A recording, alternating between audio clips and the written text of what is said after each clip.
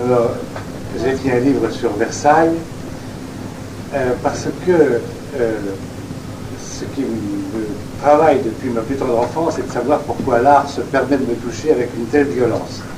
Alors, j'ai été chef d'orchestre longtemps, mais c'est par ce chemin-là que je suis venu à m'intéresser à l'ensemble de création artistique, et voulant percer cette action sur moi de l'art, j'ai décidé de faire une analyse du domaine de Versailles dans son ensemble. C'est ce qui m'a amené à m'intéresser plus particulièrement aux symboles, sans lesquels, je crois, on ne peut pas réfléchir très profondément. Mais l'ensemble de mes recherches, plus vaste que sur le château de Versailles, concerne l'art de la contre-réforme. On comprend très vite, quand on s'intéresse au Concile de Trente, que l'Église a utilisé ce moyen, déjà très ancien, d'utiliser l'art pour enseigner, pour faire connaître, pour faire réfléchir. Il faudra attendre la Révolution et l'encyclopédie, et puis le magnifique romantisme, pour que l'art devienne insignifiant.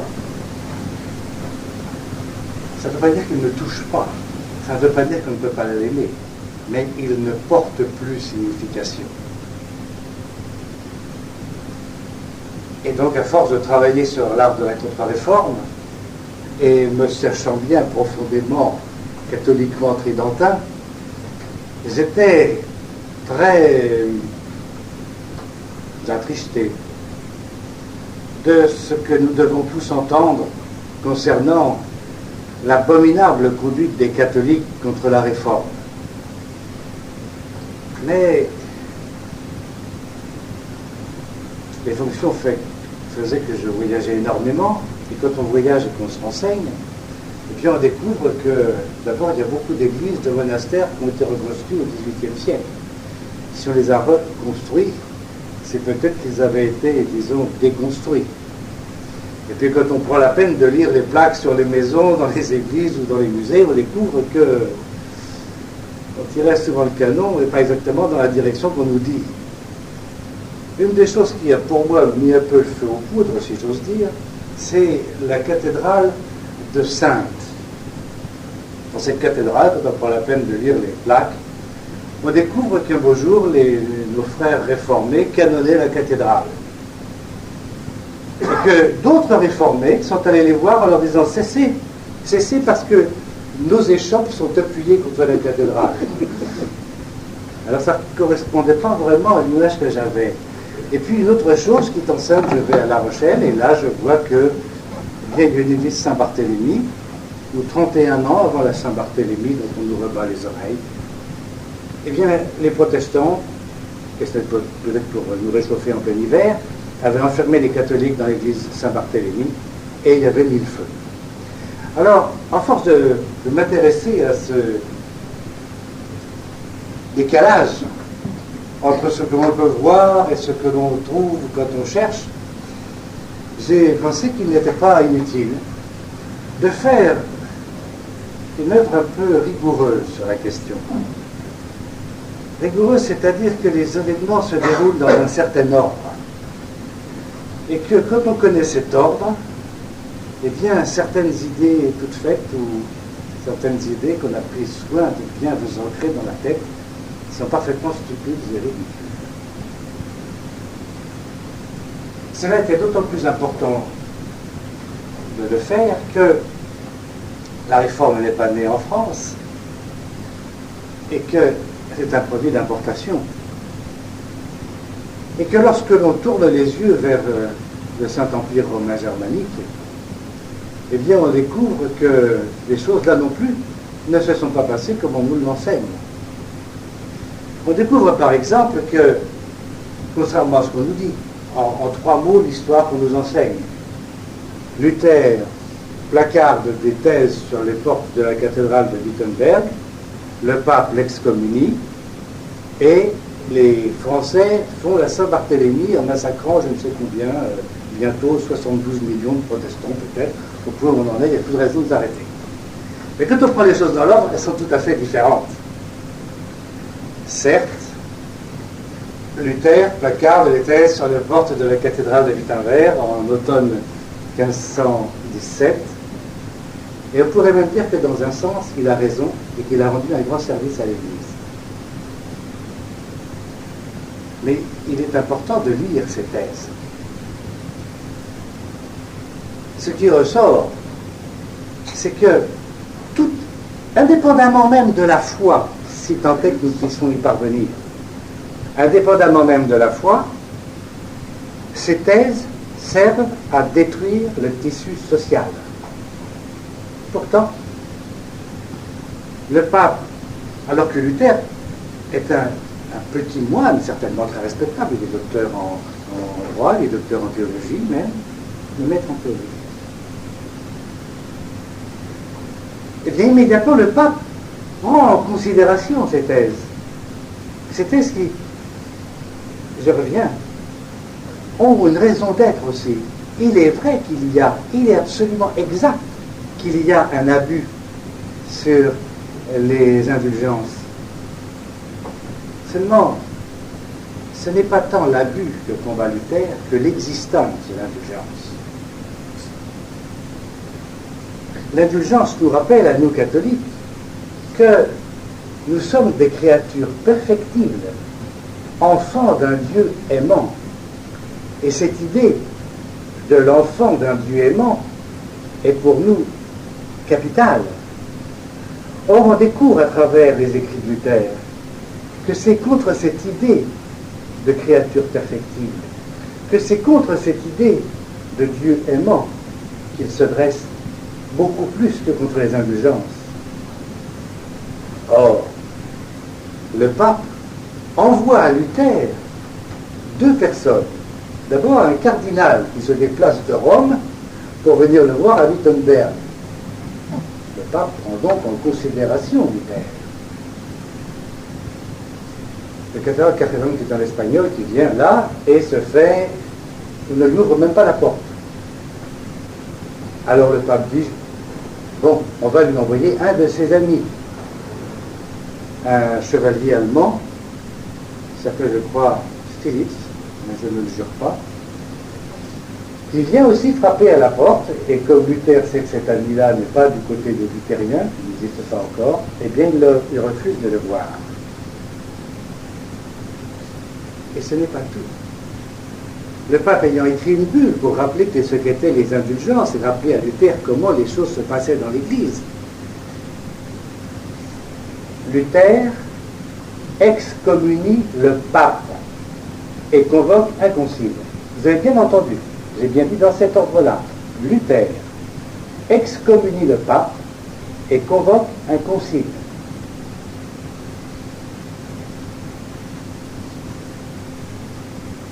C'est effarant. Alors le pape, là, quand même, comprend, contrairement à ce que veulent vous dire certains des biographes de Luther, Luther veut rompre avec l'Église. Il veut absolument rompre avec l'Église. Alors ensuite, effectivement, le pape, mais ça appartient quand même davantage à ses fonctions, le pape excommunie Luther. Qui ne sert pas à grand-chose, puisque Luther ne veut plus appartenir à la communauté. D'abord, il ne croit pas à l'idée de communauté, il le dit. Il faut toujours agir comme si les évangiles ne s'adressaient qu'à soi seul.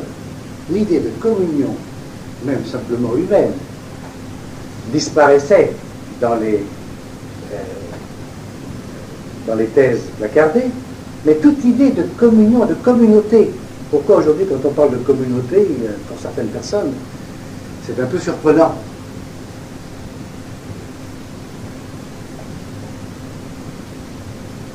Une fois que Luther a vraiment rompu, il y a autour de lui d'autres personnes qui étaient déjà un peu dans le même cas, Zwingli par exemple, qui jusque-là avaient été un peu plus calmes.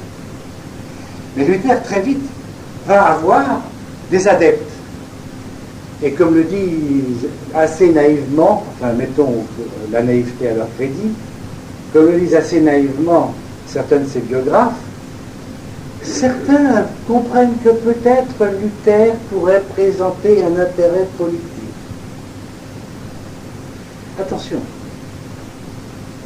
Et il ne faut pas croire que la réforme est simplement le fait de politique. Il peut y avoir des réformés qui sont parfaitement de bonne foi.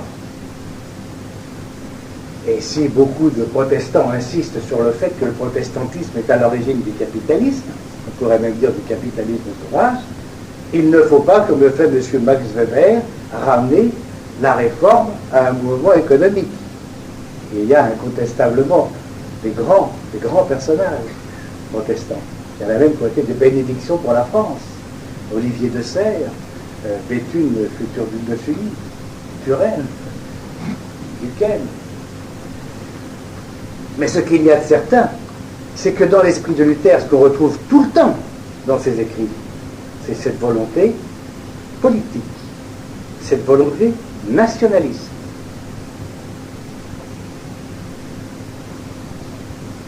Le monde vit à cette époque-là surtout dans une idée de patrie. Patrie, cette idée fort poétique de l'héritage que nous recevons, contre lequel s'élève le mot de nation. La nation, ça n'a jamais été rien autre qu'une communauté d'intérêts. D'ailleurs, sous l'Ancien Régime, quand M. Louis XIV parlait d'une nation, il disait la nation des bouchers, la nation des libraires, c'est-à-dire la corporation d'eux. Il a fallu attendre la Révolution française pour que nation devienne un grand mot.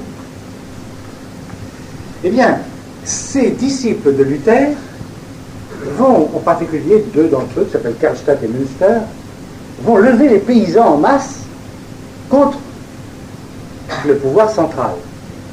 Le pouvoir central, si tant est qu'il y a du pouvoir central dans le Saint-Empire, est représenté par Charles Quint.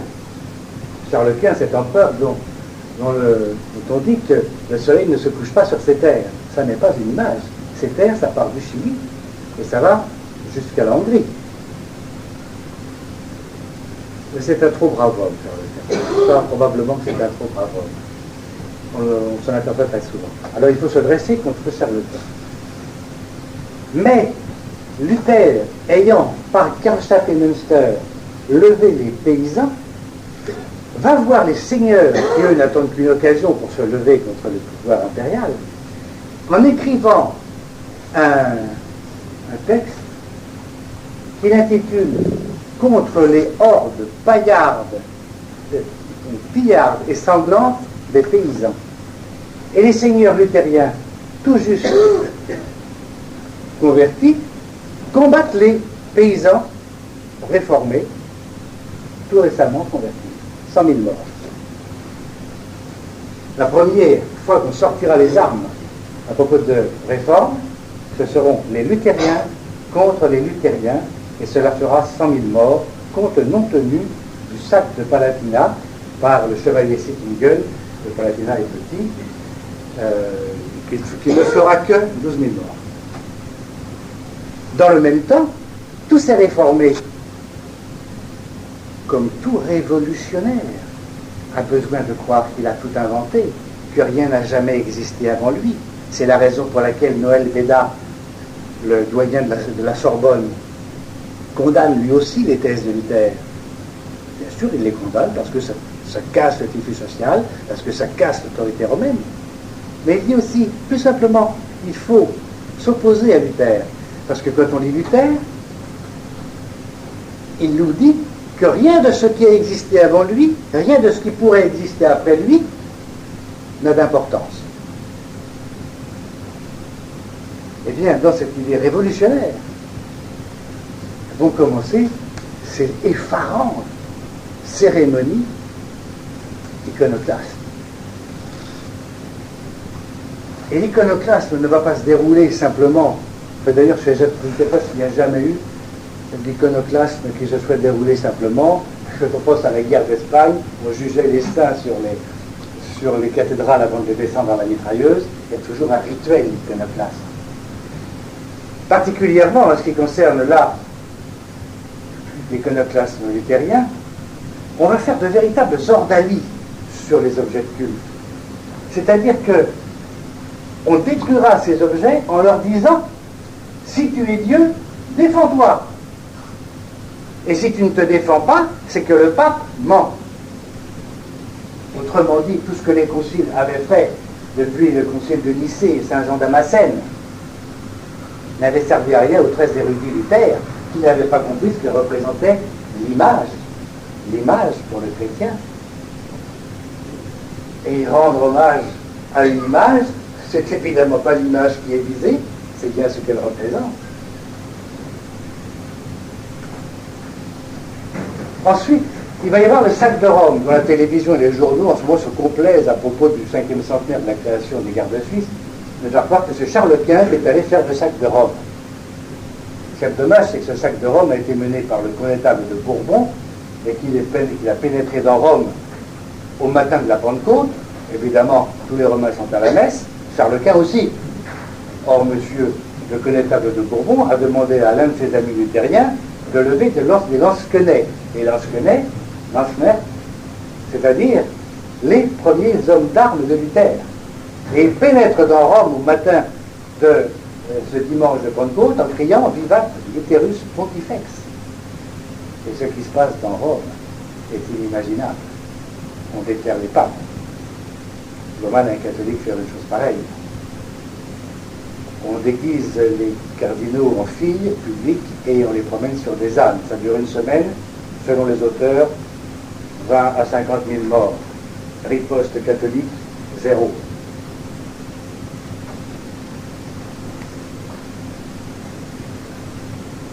Mais ce qui fait que, quelques années plus tard, en 1534, quand on va placarder sur la chambre du roi François Ier ses articles contre la transsubstantiation, François Ier réagit en faisant brûler la personne qui a placardé et 6 de ses comparses. Et on dit, la honte pour des morceaux de papier, avoir brûlé cette personne. La différence, c'est que François Ier gouverne, règne, et c'est ce qu'il fait. Et il se moque éperdument de ce qu'en penseront les générations futures. Lui, il sait que des placards, même moins violents que ceux qui ont été affichés sur sa chambre, ont déjà fait plus de 180 000 morts. Et donc on devra à François Ier les 7 premiers morts réformés.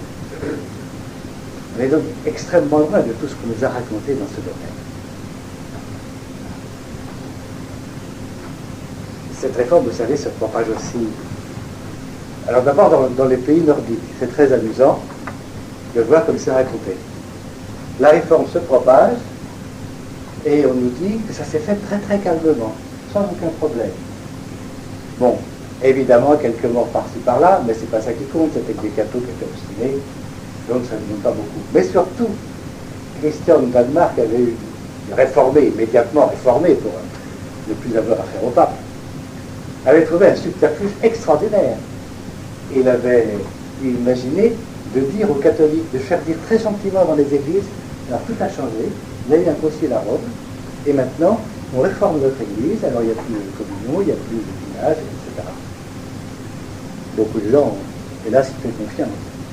Quand quelques décennies plus tard, ils ont compris qu'on les avait trompés, ils ont voulu se reconvertir, souvent massacrés, en tout cas toujours spoliés de leur bien. Puis cette belle réforme, quand même, il faut savoir que elle accuse l'Église catholique d'être riche.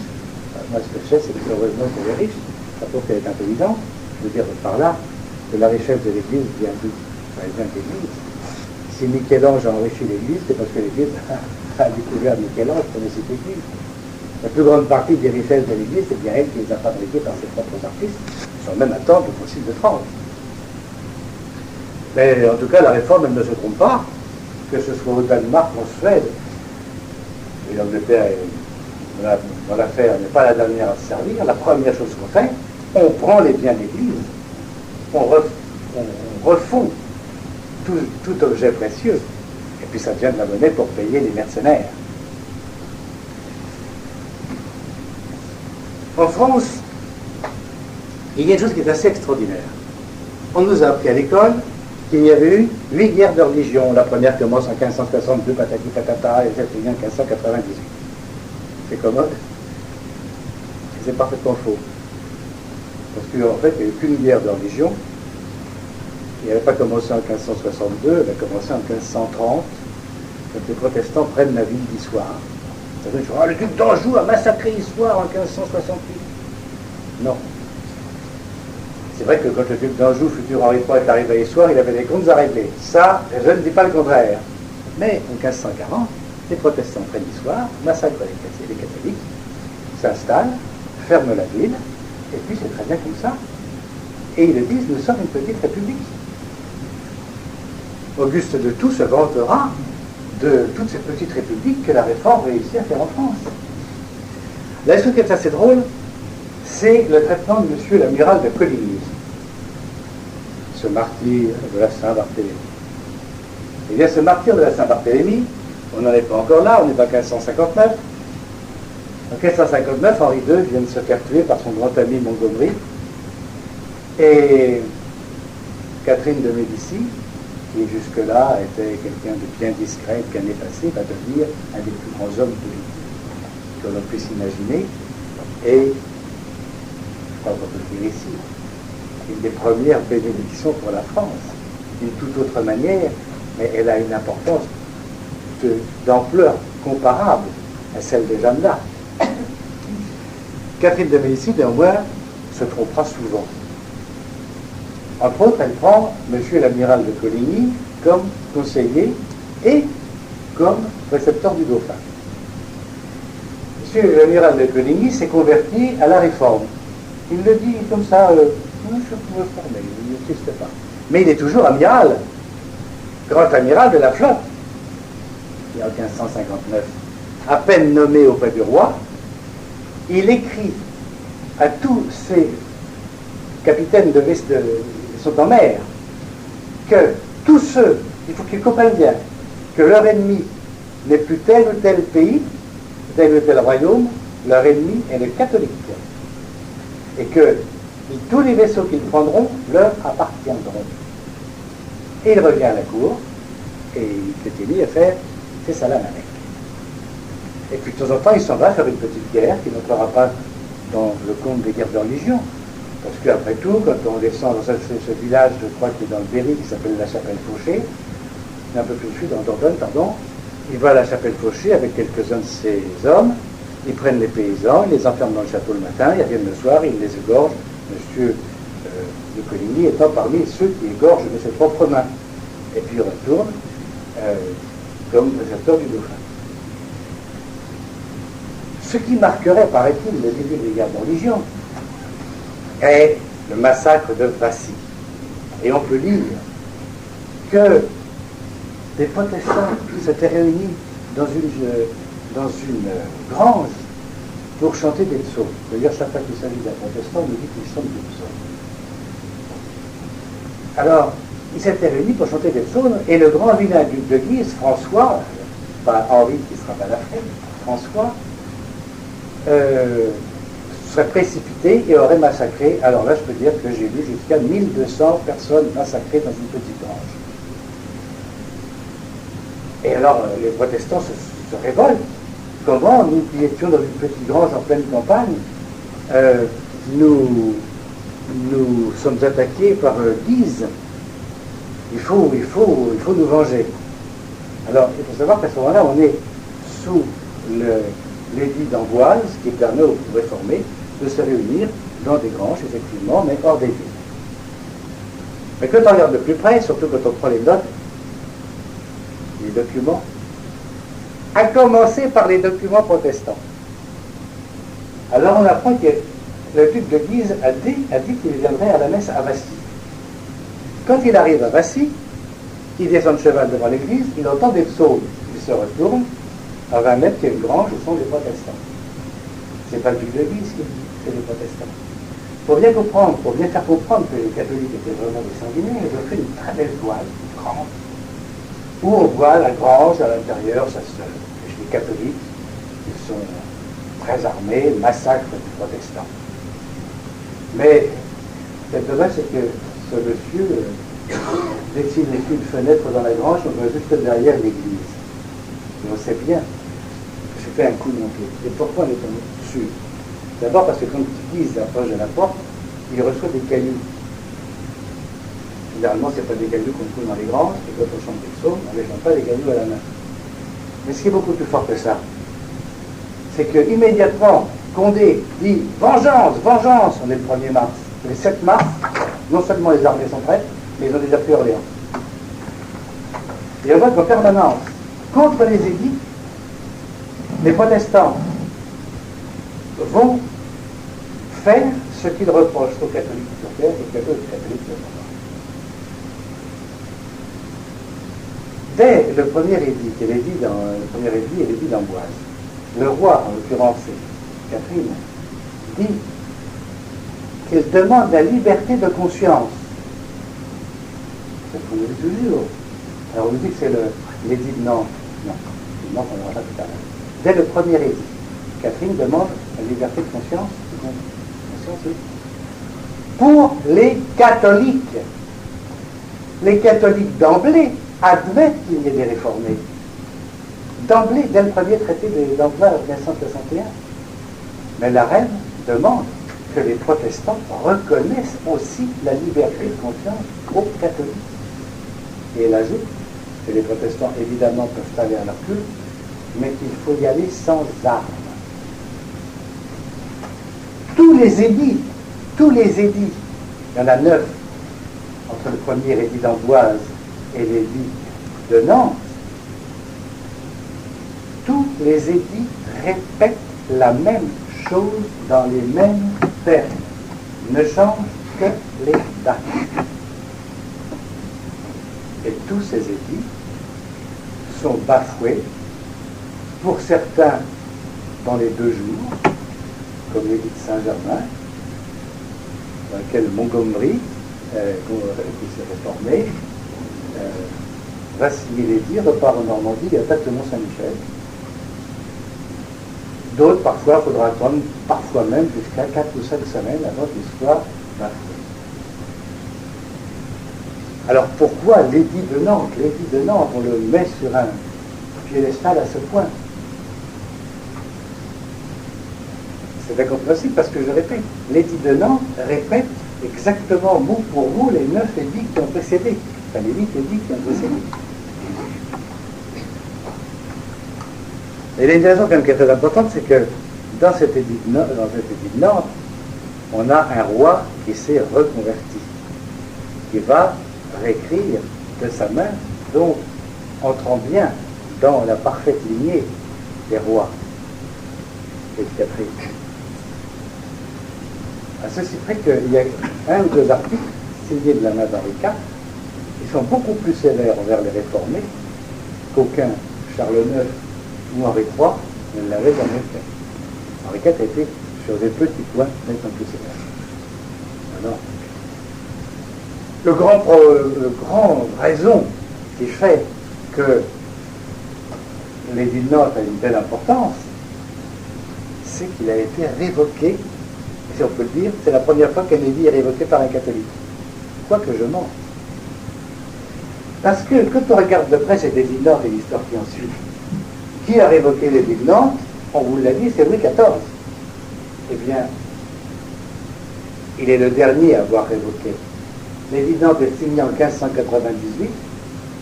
En janvier 99, Condé lève des armées. En 1602, Soubise lève des armées. Son fils, en 1527, soulève tout le sud-est. Pourquoi Richelieu va-t-il prendre La Rochelle? On est pourtant bien pour cette période merveilleuse et magnifique, sous les auspices extraordinaires de l'édit de Nantes. Ben, c'est parce qu'à La Rochelle, en dépit de l'édit de Nantes, le culte catholique n'est toujours pas autorisé. C'est parce qu'à La Rochelle, les catholiques ne peuvent prétendre à aucune fonction. Et c'est parce qu'à La Rochelle, on continue de s'armer et de faire des bateaux et de s'armer contre le roi. François Bluch, protestant, dit c'est vrai, Louis XIV a eu tort de révoquer. C'était à Louis XIII de révoquer.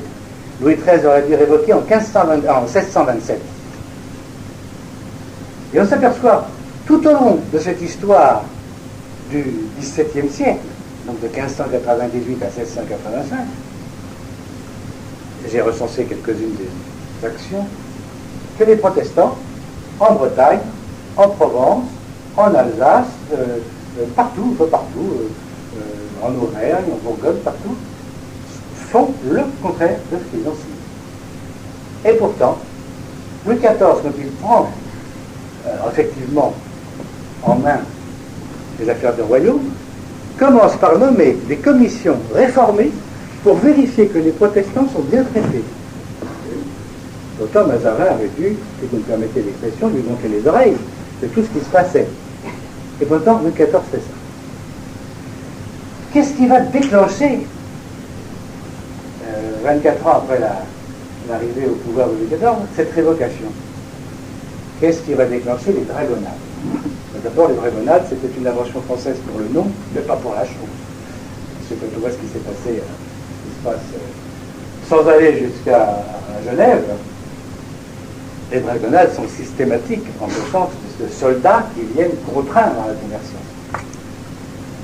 Alors, les dragonnades, en fait, ça n'est pas ça. Ça n'est pas ça du tout. Mais d'abord, pourquoi en 85, Louis XIV va révoquer? Parce que, parmi toutes les manières que nos frères réformés ont utilisées pour s'opposer à l'édit de Nantes depuis 87 ans à ce moment-là, il y en a une qu'ils ont mise au feu qui est toute nouvelle. Ils ne paient plus les impôts, ils n'entretiennent plus les routes, chaque ville doit entretenir sa route. Quand une ville est protestante, elle a décidé de ne plus entretenir la route, mais continuer à toucher les péages. Et des tas de petites choses comme ça, et puis surtout dans les années 1682, 1683, 45, eh bien on s'aperçoit que somme toute, les églises catholiques brûlent bien. Et alors là, on en a fait encore des centaines. C'est alors que Louis XIV met au point, avec son conseiller Marillac, les dragonnades. Et qu'est-ce que c'est que ces dragonnades? Les dragonnades, c'est une chose qui existe en fait depuis longtemps, quasiment depuis Henri III, qui consiste à mettre chez le sujet mauvais payeur de taxes un soldat à sa charge. Et qu'à l'époque, il n'y a pas vraiment de caserne. Et donc, les soldats, on leur donne des billets de logement, mais on leur donne des billets de logement chez les mauvais payeurs. Or, l'édit de Nantes exemptait les protestants du logement de soldats. Louis XIV dit, dorénavant, ils seront eux aussi à loger des soldats. Que les soldats n'aient pas toujours été d'une infinie politesse et d'une grande tendresse pour leurs hôtes, je suis prêt à le parier. Mais en tout cas, la dragonnade, c'était un point sur lequel les protestants perdaient leurs privilèges. Puisque c'est bien de privilèges qu'il s'agit. Tous les édits donnaient des privilèges. C'est-à-dire qu'ils avaient leur loi privée, ils avaient leur ville, leur petite république, leur façon de ne pas payer la dîme, etc. Ils avaient bien des lois privées en plein privilège. Le XIV se prime pour commencer ce privilège-là. Et puis la pression du peuple est terrible. Pourquoi? Parce que les Français en ont quand même un petit peu par-dessus la tête de voir que, de par l'édit de Nantes, cette fraction de la population qui représente à peu près 5 ou 6% règne, même sous Louis XIV, sur 25% du territoire, impose leur loi sur 25% du territoire. Louis XIV, en révoquant l'édit de Nantes, évite une vraie Saint-Barthélemy, pas celle qu'on nous raconte, qui ne s'est pas déroulée comme on nous le dit. Là, il y aurait eu vraiment du sang.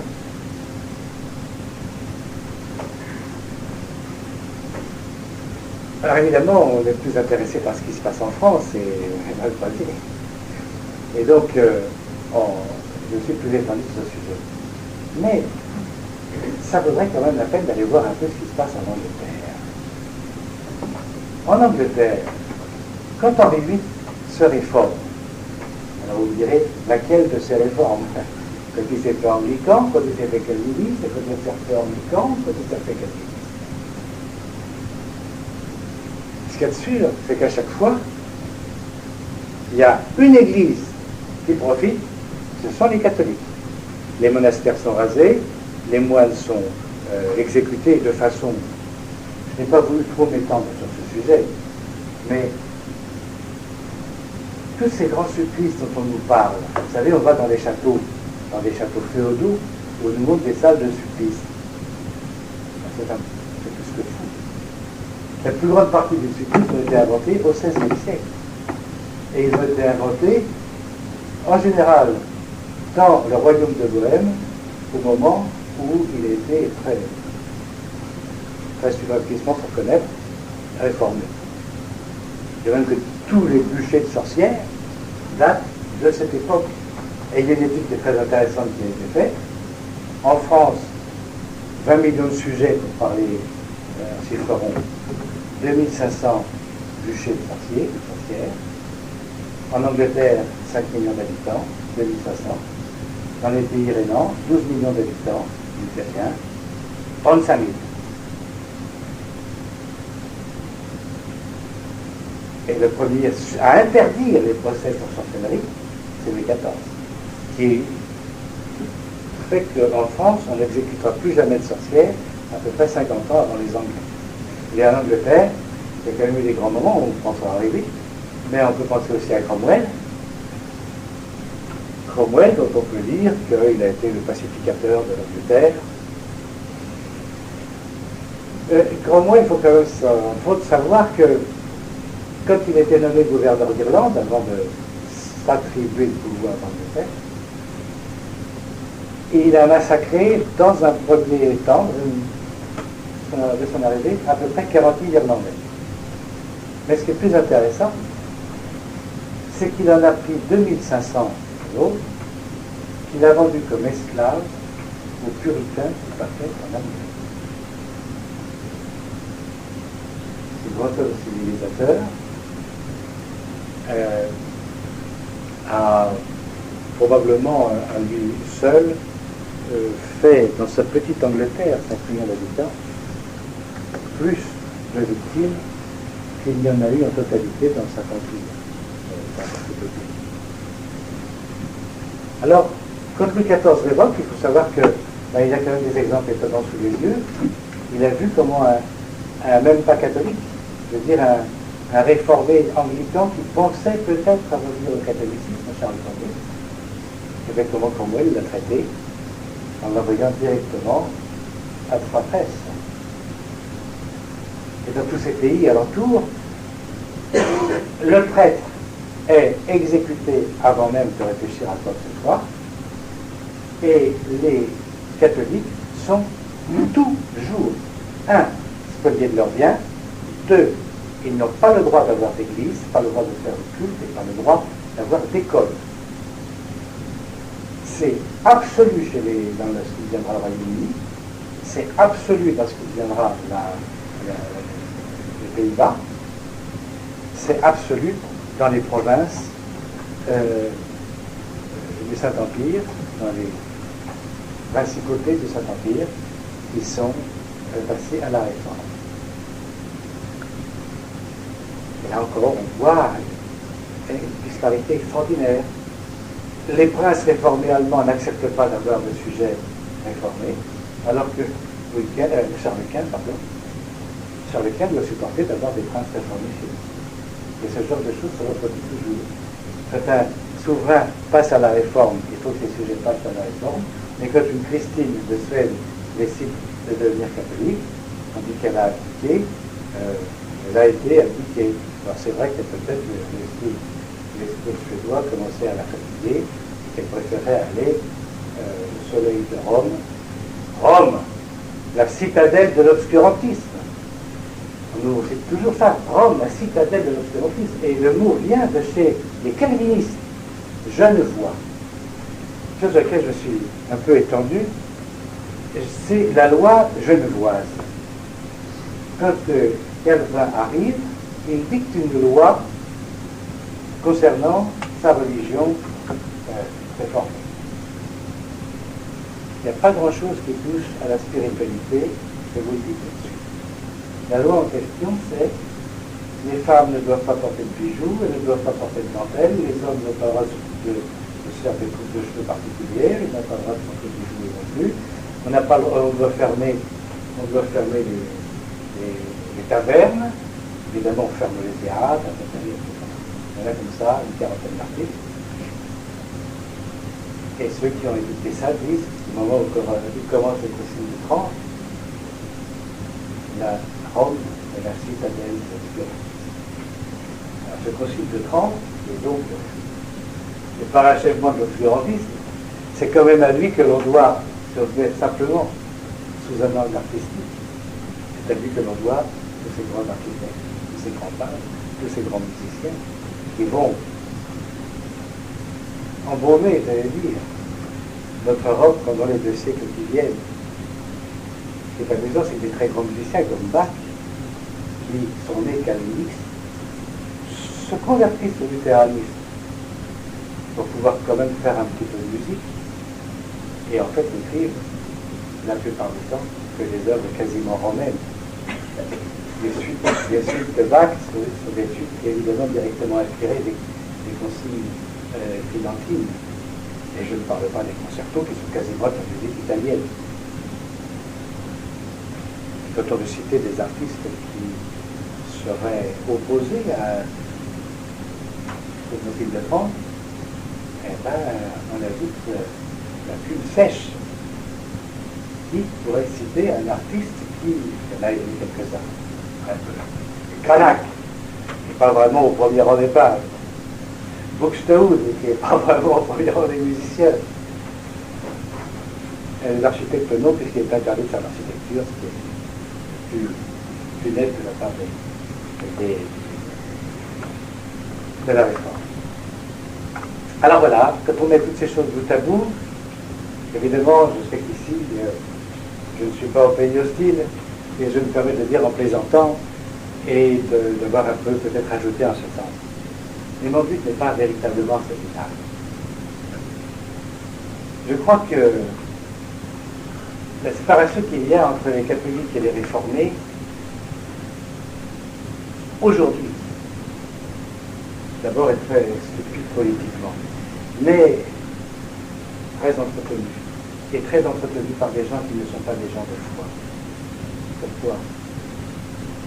Parce qu'Hitler l'a prouvé, il y a une église à détruire, c'est l'église romaine, c'est la seule qui ne se soit jamais élevée contre un certain nombre d'abominations dont on nous dit qu'elles étaient nazies, mais dont on s'aperçoit que notre bonne France de 2006 a parfaitement su les assimiler dans ses mœurs. Mon but, c'est, nous, catholiques, dans cette affaire, même si je n'ai pas beaucoup insisté dessus, on n'a pas non plus les mains toujours très très propres. Mais certainement pas aussi sales que ce que nous a dit. Et de très loin.